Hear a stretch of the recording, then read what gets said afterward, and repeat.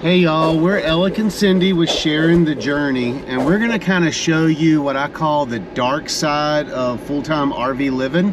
We're in Bozeman, Montana, and they have got an epidemic of homeless people who have been living on the streets in their RVs.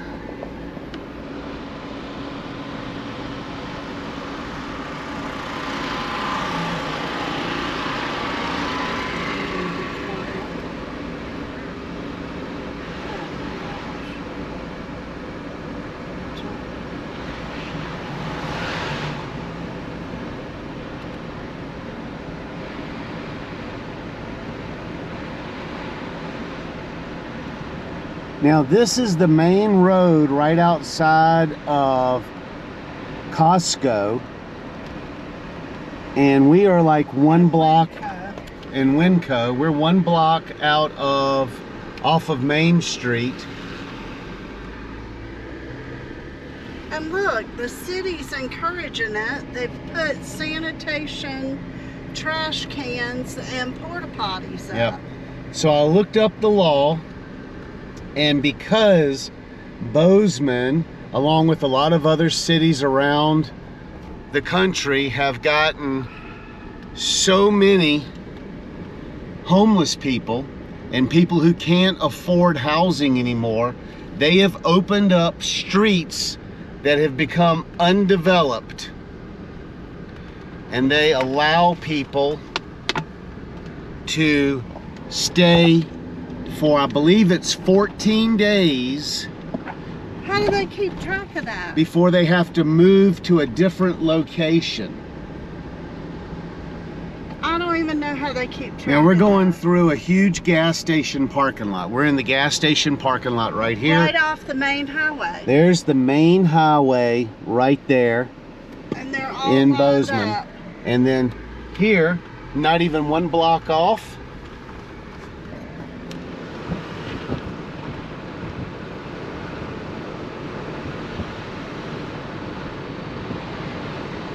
This is so sad. running generators, living in cars.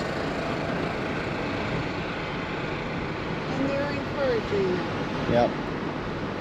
There's got to be another way that the city can help its struggling citizens. That one had New Jersey tags on it. Look at this thing. Now this one's actually condemned.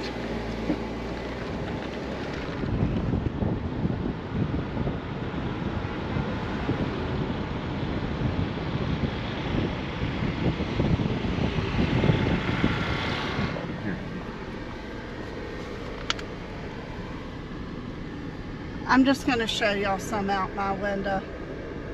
A lot of these have Montana tags. I've seen New Jersey tags And Kansas. to me, Utah. the sad part of all this is lots of times when you tell people you live Indiana. full-time in your RV, people think you're doing this. And we always have to explain that we work camp. So we're not showing you that to, we're not belittling those people. I feel sorry for them that they're in a bad spot. In a bad spot. I think there's some stuff that churches and the city here in Bozeman could do to help remedy that. But that doesn't look safe. It doesn't look sanitary. Most of those RVs look like they're about to fall in on themselves.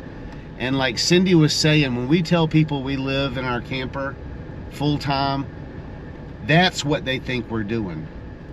Not the actual work camping, travel, fun, adventure, lifestyle that we are living. And like you said, we're not belittling those people. We get they're probably in a bad spot. They may have either or But you know, we don't know how many people live in those campers. They may be just trying to get their feet back on the ground. One couple I saw out there was young couple. They looked like they were in their 20s. You know, we don't know their story. And everybody's got a story as to why they are in a position they are. But it's just A, sad, B, you would think, I don't know, I guess you don't want to mess in your city parks up, but there's got to be a piece of property or something. Yeah, like where they can park or something, and like the fairgrounds for or their something. spot or something. But look, we're just down. I mean, we're 2 blocks away from there, and there's a huge Ford dealership. There's a Target. There's all this businesses. It's right here on a major thoroughfare. I don't know what the answer is, but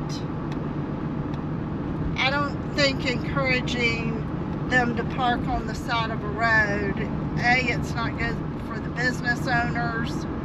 I don't know what the solution is. But